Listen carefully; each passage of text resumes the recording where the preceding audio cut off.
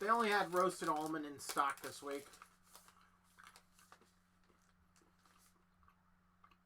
Top 5 best games of 2024. Let's do this, bitch.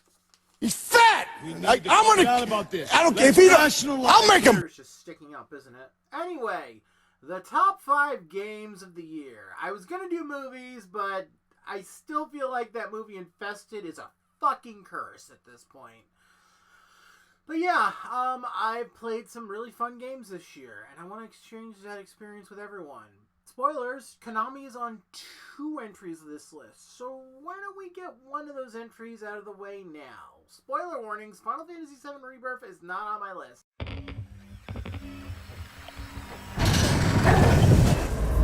I got a letter. Silent Hill 2 was an interesting experiment, I think.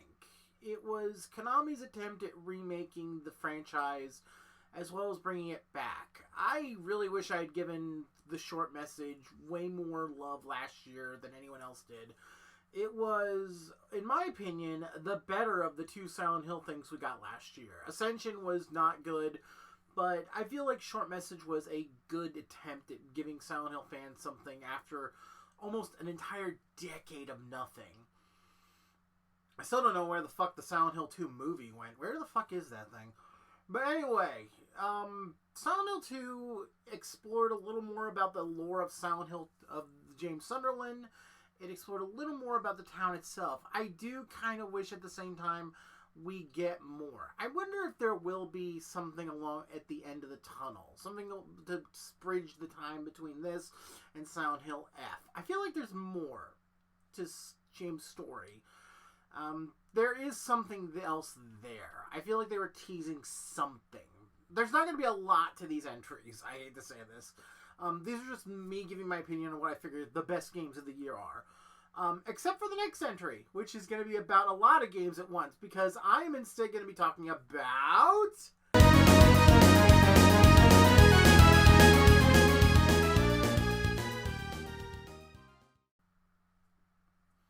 Okay, so, the reason I only showed the Castlevania Dominus trailer, you'd think it's the only entry, despite the fact that I just said all that.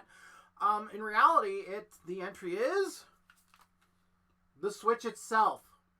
The reason being is, I've actually been copyright struck by Nintendo multiple times, over this channel's long history. So I chose the one trailer that I knew Nintendo would not copyright strike. But I could not make a choice on what to actually put here. So I put the Nintendo Switch's output. I got my Switch back in September, and since then I've been playing nothing but games on the Nintendo Switch. In fact, I have another game coming up, Tales of Graces F, which I've already pre-ordered for the Switch. But in terms of the Switch's output, actually, Castlevania Dominus Collection is actually would have been on this list if I did remasters. It's a technological marvel that they got the Switch, the DS to work. And in fact, I kind of wish Zombie U was on the Switch. Which mostly because it does the same touchscreen mechanic. But the fact that they got the DS mechanics to work on the Switch is a miracle in itself. I feel like that's a really great thing. Echoes of Wisdom, of course. That was a good game as well. Thousand Year Door, freaking awesome. I got to play that on an emulator. Sadly, I do plan to buy that in the future. Did get to play a couple other games. I got a small stack of games for the Switch up there. My time with Dragon Quest, I did not enjoy Dragon Quest 3 as much as everyone else does, but, you know, if you did enjoy it, that's great. I love the fact that y'all enjoyed that. Dead Cells, I loved Dead Cells. There's just so many Switch games that came out this year that I did not get a chance to also play, but I also really enjoy. So, I'm going to put the Switch on this entry. This is going to be a Switch-based entry. I'm going to put the remasters and all the other games that were released on Switch as number 4. My next entry is an early in the year entry, though, because this game was not only insane, it was also really, really fun. And honestly, if Final Fantasy VII Rebirth didn't come out and just waste my time, I probably would have platinumed this game. I gotta go back to this game, honestly. I'll probably spend February playing this. But let's just get to the next entry with one of the weirdest moments that game had. Now what? Some kind of self-destruct function?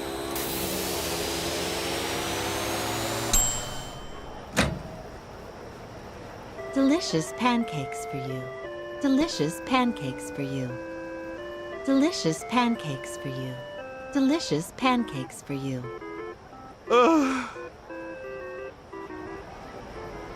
Yeah, it's Like a Dragon, Infinite Wealth. God, that was a weird friggin' game.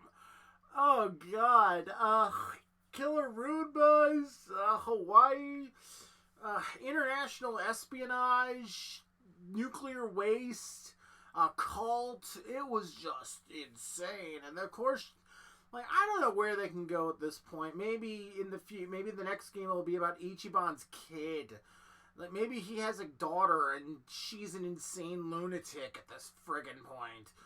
Like, I don't know what they can do anymore with this series. Like, if we have a female protagonist for the next one, I think the whole fan base will either say yay or die from enjoyment. Because this is a fan base that actually loves their series. And that brings me to the next two games, which I didn't know what to do. Because here's the thing when it comes to this. These next two games could be interchangeable. Because despite the controversy with one of them, I still love it. So we'll save we'll save one for last. So next up is, I put my hand over here to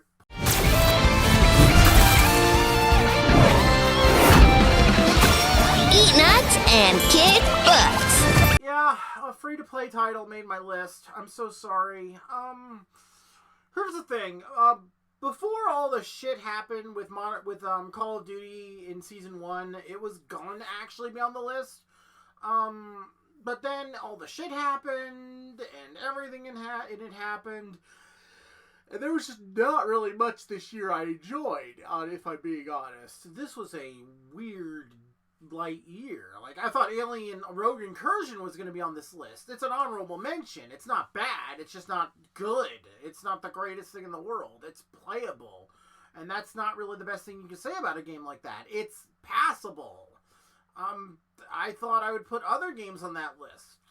There's really nothing I can say was really the best thing this year. And then Marvel Rivals comes out. And holy shit, it's a fun hero shooter that's free. I haven't spent money on it except $5 for the Battle Pass. And even then, I've gotten my money's worth from that $5. We're already getting Season 1 by the time this video comes out with the Fantastic Four, which is pretty damn interesting in this case. We're supposed to be getting more heroes. We've got Squirrel Girl. We've got little knowns like Luna Snow and Cloak and Dagger. There's so much to like about Marvel Rivals. And the fact that it's honestly not the worst thing I've played in a while, it's a much nicer hero shooter than something like Overwatch 2 or Concord or even Lawbreakers from back in the day. It's kind of an interesting take. I really do think that it's going to last longer than a lot of these other games, and I hope it does. Like, it's been a while since we've had a fun hero shooter. And it's been a longer time since we had a fun free-to-play game. Now to number 1. No, there's no honorable mentions this year. For video games, at least. So what's number 1? Well, I had to break a rule that I put in years ago, that I couldn't put expansions on this list. But considering that there was nothing else I could think of this year, and Nintendo got its own listing on this list, I think the rules are out the window. There was only one game on this year that could have actually made number 1. And it stars Cinna Briar. Is this a rift in reality? Has she lost control of the power? Sting! Listen to me!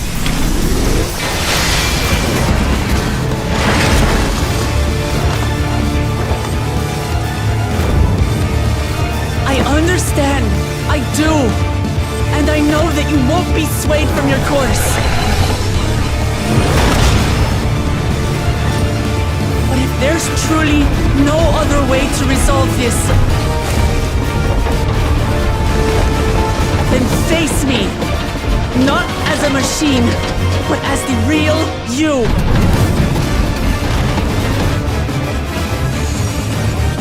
Lamachi.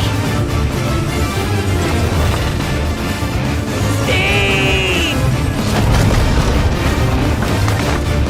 Anomaly detected in memory banks. Data of the endless field partially restored. This is what I desire, and I will not fail.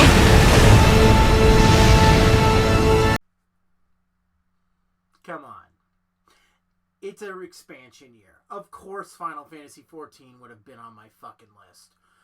I've been a fan of this series for over a decade now.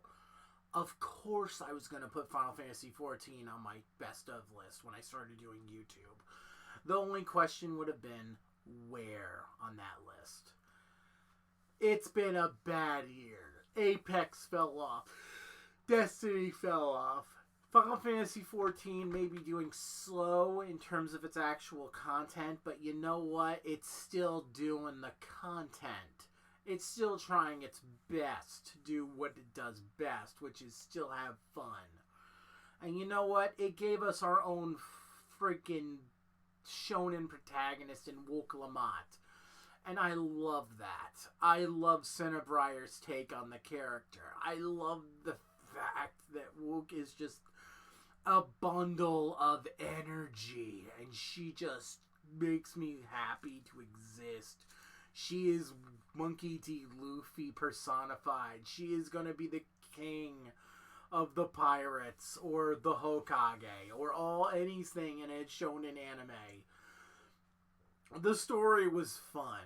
The friggin' Pictomancer was fun. The 8-man that launched weeks after was fun. I'm honestly enjoying what I'm enjoying now, and I'm hoping that we get 3.7.2 soon enough. And if you're all complaining about this thing, go away. Like, I've seen enough of you sprouts show up at in a friggin' 91 dungeon as a tank, complaining about the healers not healing enough, and you're not mitigating damage. So go away. You go home. Let's all go home. We're gonna go home.